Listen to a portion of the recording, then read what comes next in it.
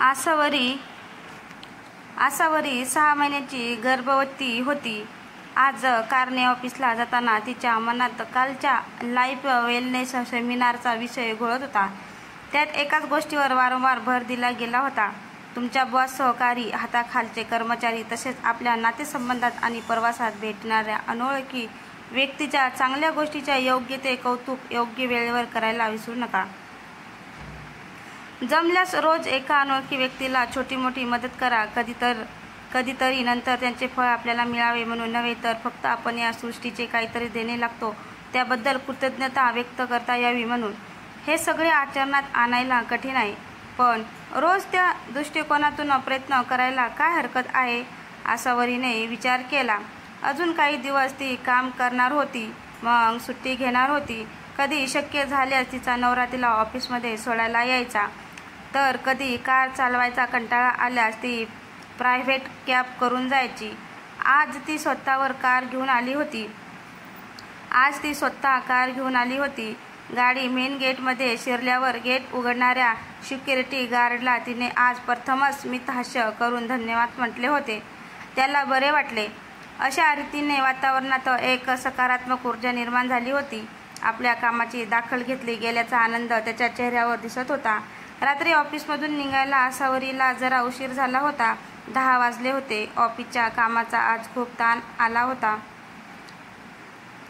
आजच्या मीटिंगमधल्या कस्टमरच्या खूप लवकर प्रॉडक्ट डिलिव्हरी करण्यासाठीच्या अवाजवी दबावाचा तिला आणि तिच्या टीमला खूप ताण आला होता. तिच्या डोक्यात सतत तेच विचार घोळत होते. मग अचानक तिला कालचा सेमिनार आठवला. आज तिने सिक्युरिटी गार्डचे केलेले कौतुक तिला आठवले आणि त्याच्या चेहऱ्यावरील आनंद आठवून तिलाही बरे वाटले आणि तिच्या मनावरचा ऑफिसचा ताणही थोडा हलका झाला होता. आता ती कमी रहदारीच्या रस्त्यावर होती. सहजच खिडकीतून तिने उजवीकडे पाहिले असता तिला एका स्त्रीच्या ओरडण्याचा आवाज आला होता. तिने गाडी थांबवली आणि पाहिले तर जवळच एक रिक्षा थांबली होती. त्यातून एका स्त्रीचा ओरडण्याचा आवाज येत होता. त्यातून एक पुरुष उतरला, जो खूप काळजी दिसत होता. तिने कार थोडी रस्त्याच्या कडेला थांबवली आणि रिक्षेकडे गेली. कालच्या सेमिनारचा दुसऱ्यांदा उपयोग करण्याची वेळ आता पुन्हा आली वाटते, असा विचार करून तिने रिक्षाचालक आणि त्या पुरुषाला विचारले, काय झाले. तेवढ्यात तिला रिक्षेत एक गर्भवती स्त्री दिसली. रिक्षा चालक म्हणाला, रिक्षा अचानक खराब झाली मॅडम. काही केले तरी चालूच होत नाही आणि या बाईच्या प्रसूती कळा वाढल्यात. त्यांना लवकरात लवकर हॉस्पिटलमध्ये नेणे आवश्यक आहे.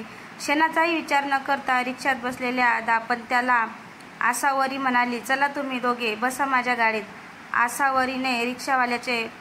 आसावरीने रिक्षावाल्याला पैसे देऊन मोकळे केले आणि त्या स्त्रीला आधार देऊन तिला आणि तिच्या पतीला गाडीत बसवले आणि त्यांना ज्या हॉस्पिटलमध्ये जायचे होते तेथे नेऊन सोडले. पूर्ण प्रवासात ती बाई कळा असह्य होऊन खूप ओरडत होती. तिचे नाव होते कमला आणि योगायोगाने तेच हॉस्पिटल होते जेथे आसावरी सुद्धा चेकिंगला यायची. तेथील डॉक्टर म्हणाल्या होत्या, अगदी वेळेवर तुम्ही यांना आणलं, कारण यांची केस खूप गुंतागुंतीची होण्याची शक्यता होती. पण आता धोका नेहमीपेक्षा कमी झाला आहे. धन्यवाद. आसावरीला मनापासून धन्यवाद देऊन त्या दाम्पत्याने तिला निरोप दिला. त्या शहरात त्या दोघांना कुणी नव्हते ओळखत आणि वेळेआधी वेदना सुरू झाल्याने अचानक ते दोघे कोणालाही बोलावू शकले नव्हते, म्हणून घाईघाईने रिक्षा करून चालले होते. पण रिक्षा खराब झाली. तथापि आसावरीच्या मदतीने त्यांना वेळेवर देवमाणूस भेटल्यासारखा झाले. हॉस्पिटलमध्ये कमलाला कळा असह्य होत होत्या. पुढे काय होईल माहीत नव्हते. तिचा पती धीर देत होता. सगळं व्यवस्थित होईल असे सांगत होता. आसावरी घरी जाताना ऑफिसच्या कामाचा ताण विसरली होती आणि कस्टमरला उद्या आपण समर्थपणे तोंड देऊ असा एक आत्मविश्वासपूर्ण विचार तिच्या मनाला शिवून गेला होता. घरी आल्यावर ती आपल्या पती आणि 4 वर्षाच्या मुलीला चर्चेतून माहिती पडल्यानंतर त्यांच्या दिवसभरातील चांगल्या गोष्टीबद्दल धन्यवाद द्यायला विसरली नाही. दुसऱ्या दिवशी सहजपणे तिने वेळ मिळाल्यानंतर पुन्हा त्या हॉस्पिटलमध्ये जाऊन चौकशी केली. तेव्हा तिला दिसले की त्या कालच्या बाईचा नवरा रडत होता. तिने त्याला विचारल्यानंतर कळले की केस खूप गुंतागुंतीची झाल्याने ती स्त्री दगावली होती, पण बाळाला वाचवण्यात यश आले होते. तेथील डॉक्टर म्हणाले की जर आणखी उशीर झाला असता तर बाळ आणि बाळाची आई दोघांचेही प्राण गेले असते. आसावरीला ती घटना ऐकून खूप वाईट वाटले, पण कमीत कमी आपल्या मदतीमुळे बाळ तरी वाचले याचा आनंद तिला झाला. मग ती परत जायला निघाली. कमला ॲडमिट होती. ती रूम हॉस्पिटलच्या 3ऱ्या मजल्यावर होती.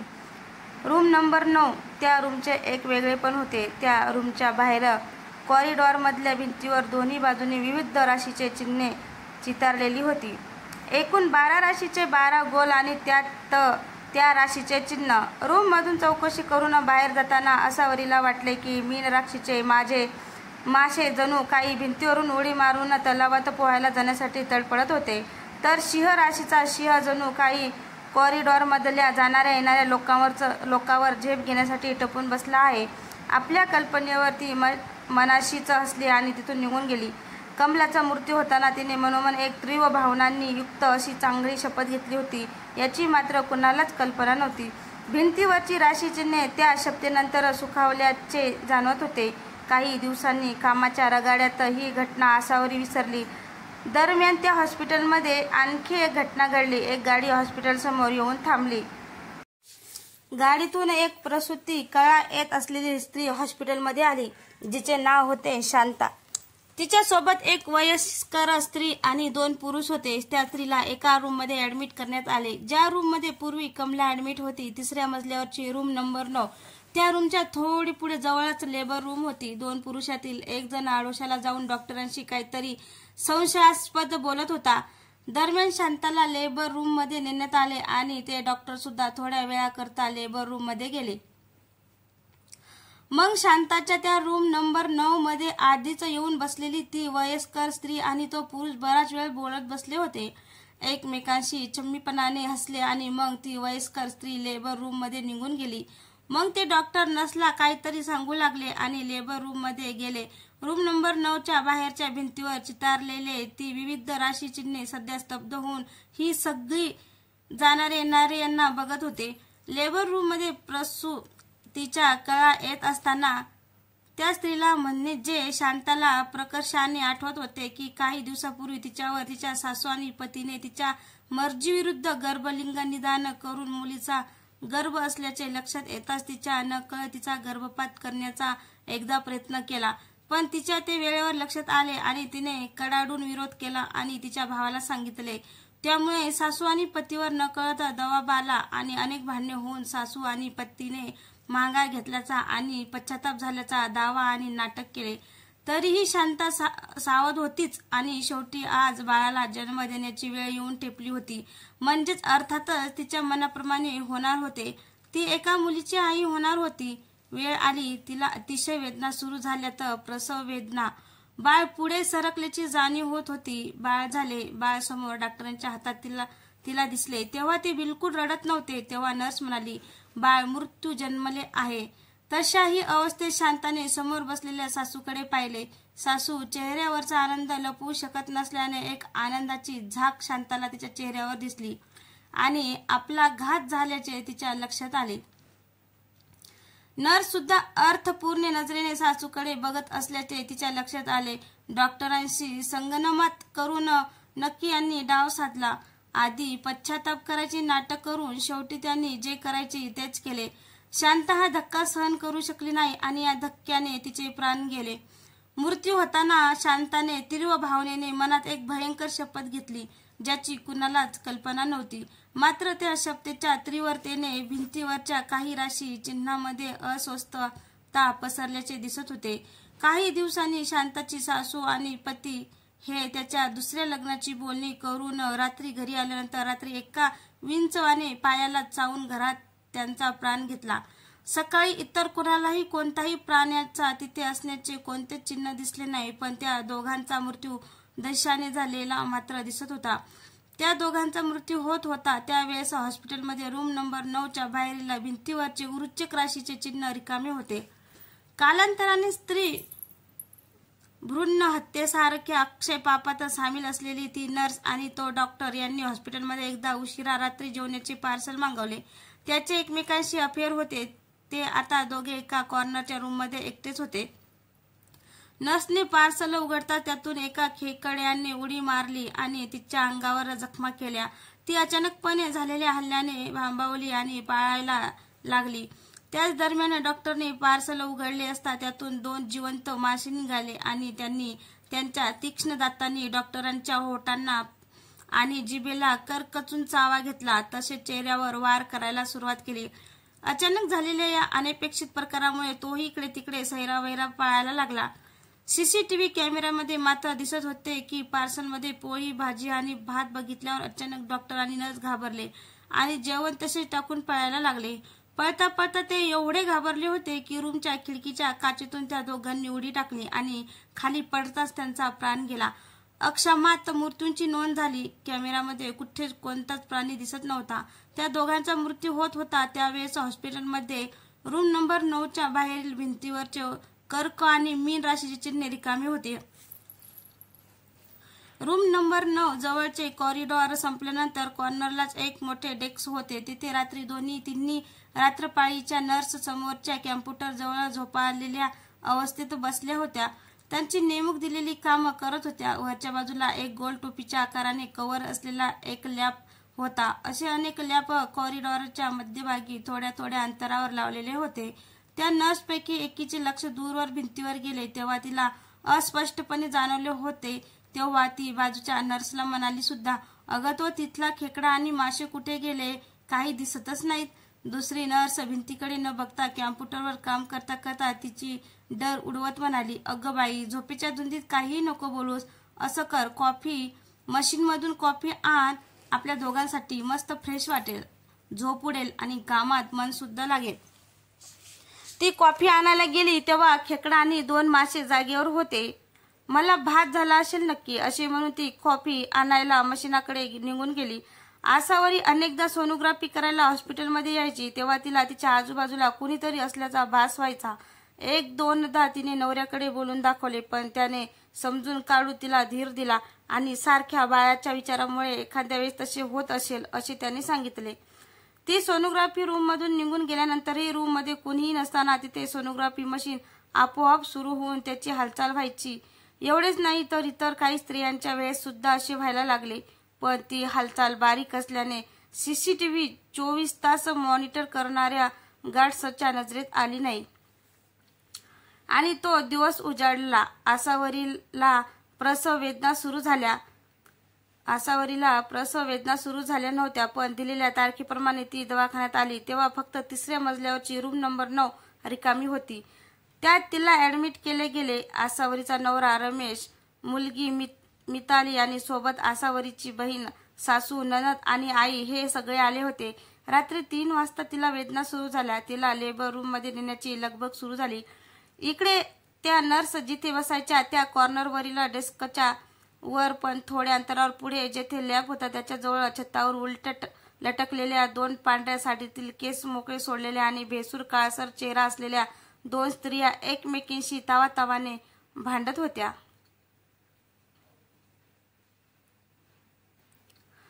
शांताचा आत्मा आसावरीला मारण्यासाठी रूम नंबर 9 कडे त्वेषाने जात होता. छताला उलटे लटकून मग भिंतीवरून रूममध्ये शिरायचा बेत होता तिचा. पण दुसरी स्त्री म्हणजे कमलाचा आत्मा तिचा मार्ग रोखून धरत होता. सोड माझा रस्ता मूर्ख स्त्री. मी गेल्या काही महिन्यात सोनोग्राफी मशीनच्या मदतीने एक गोष्ट शिकले आहे आणि मला माहित आहे की आसावरीला मुलगा होणार आहे आणि ज्या कुणा स्त्रीला मुलगा होणार असेल तिला मी मारून टाकणार. माझी मुलगी मारली माझ्या पतीने आणि सासूने, डॉक्टर आणि नर्सने. मग मी त्यांना मारलं. आता अशी प्रत्येक स्त्री जी या रूम नंबर 9 मध्ये येणार आणि जिला मुलगा होणार असेल तिला मी मारणार. माझा बदला घेतच राहणार. खबरदार पुढे आलीस तर माझ्याशी गाठ आहे. आज माझं बाळ या रूम नंबर 9 मधल्या स्त्रीमुळे जिवंत आहे. मी तिला काहीही होऊ देणार नाही. असे म्हणून तिने शांताचे मोकळे केस धरले आणि तिला वेगाने ओढून तिची छतावरची पायाची पकड ढिली करण्याचा प्रयत्न केला.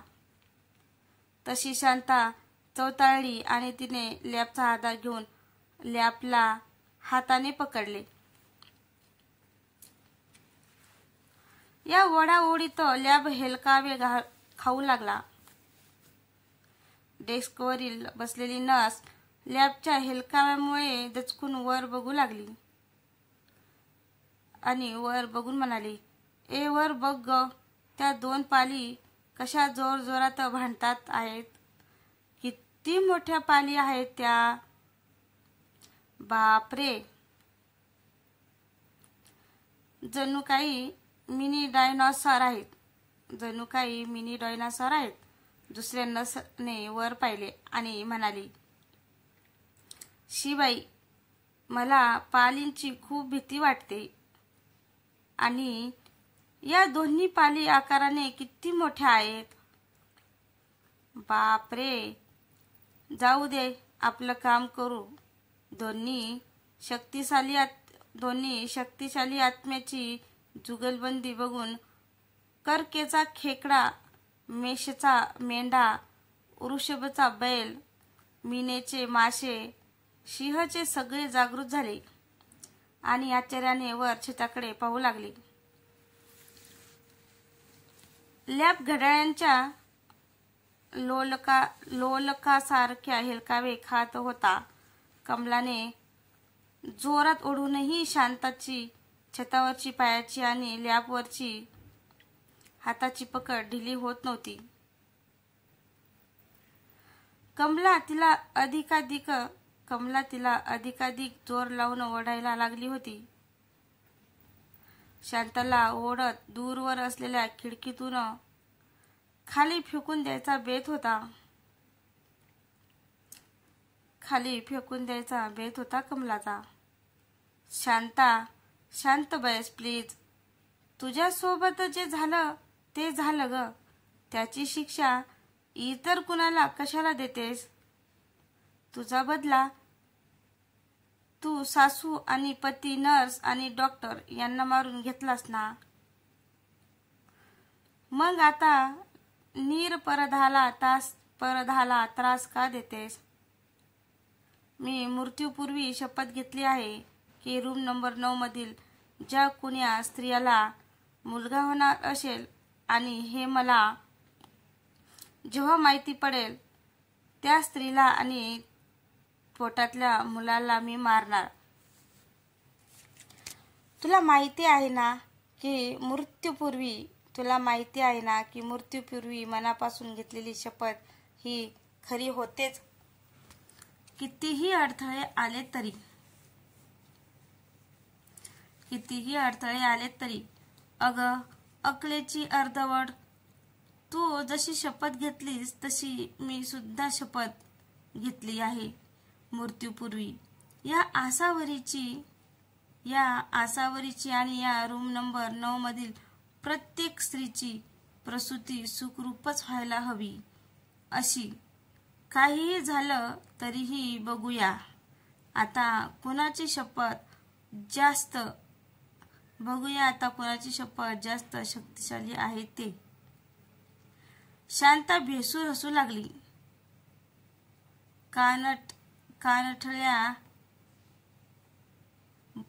कानठळ्या बसवणारे मोठमोठे आवाज तोंडातून काढू लागली. डेस्कवरील नर्स म्हणाली, "शी, काय बाई या पालीची उच्छांत मांडलाय. किती मोठमोठ्याने चुकते आहे ती पाल. अगदी कानठळ्या बसत आहेत आणि भीती वाटते आहे त्या आवाजाची. अगदी अभद्र आवाज आहे." दुसऱ्या नर्सने पण कानावर हात ठेवले. शांता कमलावर कडाडली. "आता बघच, तुला त्या समोरच्या विंचवाची ताकद दाखवते. तो माझ्या आज्ञेत आहे. मग शांताने एक अघोरी मंत्र म्हणून वृश्चिक चिन्हातील विंचवाकडे डोळे स्थिर केले. विंचू हलू लागला. त्याचे मोठे जाड डोळे पाय वळवून त्याचे मोठे जाड काळे पाय वळवू लागले. तो चित्रातील सक्कलमधून निघून भिंतीवरून चालू लागला. मग छतावर उलटा चिटकून कमलाकडे येऊ लागला आणि त्याने कमलावर जोरात झेप घेतली. तशी कमला पटकन बाजूला झाली. तिच्या छातावरची पकड ढिली होऊन ती खाली पडली. खाली पडता पडता वाजले, कारण तिने बाजूच्या भिंतीचा पटकन आधार घेतला.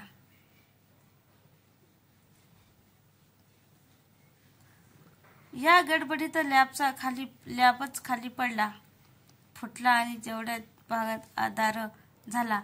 नर्सनी पटकन बॉडीबॉयला बोलावून काच पाट झाडायला लावली. त्यांना छतावर दोन भांडणाऱ्या पालीशिवाय काही दिसले नव्हते आणि आता अर्धवट अंधारात तर काहीच नीट दिसत नव्हते. यवना सगळे जण आसावरीला घेऊन लेबर रूम कडे जायला निघाले होते. शांता छतावर उलटी लटकत त्या दिशेने जायला निघाली. कमला विंचूशी झगडत होती. विंचू खूपच शेवट होता. त्यांच्या पायाची पकड अतिशय घट्ट होती.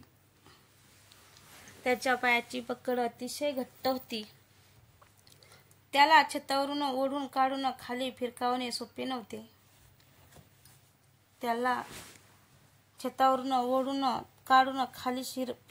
सोपे नव्हते. शेवटी कमलाने आपल्या शक्तीची परीक्षा घ्यायचे ठरवले. कमलाने एका विशिष्ट अघोरी संमोहन मंत्राचा जप केला आणि डोळे भिंतीवरच्या सिंहावर स्थिर केले. तिला नक्की नव्हते की या मंत्राचा उपयोग यशस्वी होईल किंवा नाही ते. पण सिंह संमोहित होऊन तिच्या मध्यरेशी बांधला गेला आणि भिंतीवरून चालत उलटा चालत आला. कमलाच्या आज्ञेनुसार त्याने विंचावर लांब झेप घेऊन त्याला मटकन खाऊन टाकले आणि मग शांताचा पाठलाग करू लागला. सीसीटीव्ही कॅमेऱ्यामध्ये मात्र दिसत होते की एक अतिशय वेगळाच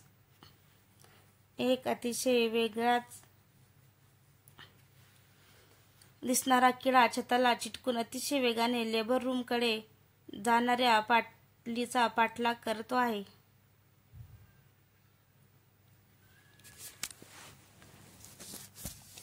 शांता भिंतीवरून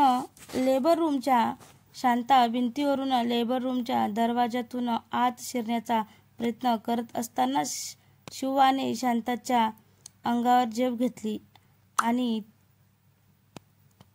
तिचा फडशा पडला.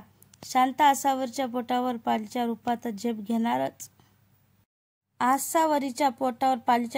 घेणारच होती. तेवढ्यात सिंहाने डाव साधला होता. या सर्व प्रकारात सीसीटीव्हीमध्ये भांडणाऱ्या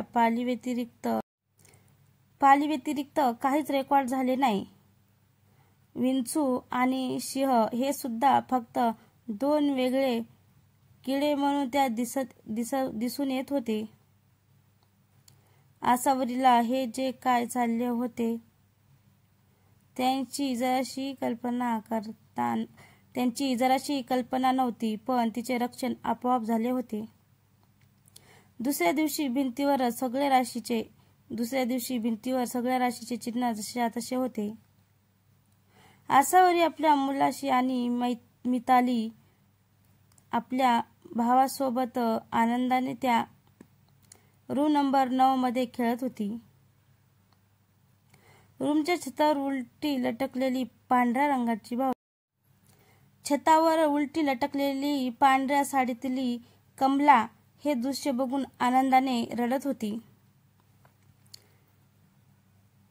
तर मित्रांनो, तुम्हाला ही कथा कशी वाटली? कथा आवडल्यास लाईक, कमेंट, शेअर करायला विसरू नका. तसंच आपल्या चॅनलवर कोणी नवीन असेल तर चॅनलला सबस्क्राईब करा. धन्यवाद. भेटूया पुढच्या अशाच एक मजेदार कथेत. तोपर्यंत टाटा, बाय बाय.